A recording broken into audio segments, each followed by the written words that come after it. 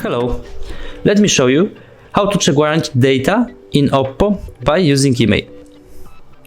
Firstly, you have to open a browser and then go to IMEI.info website.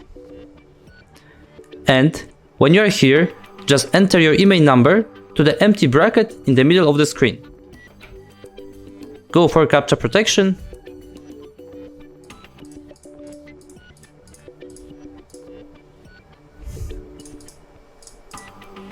and click on check. Now you can see whole specification about your OPPO.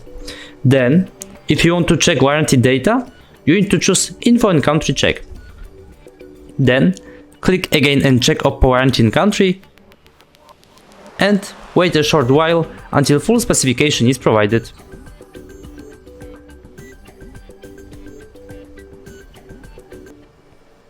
Here you go. As you can see, you can come up with plenty of very useful information. Here, you can check a warranty period, and here, whether the warranty is valid or no. Thank you for watching, please subscribe our channel and leave the thumbs up.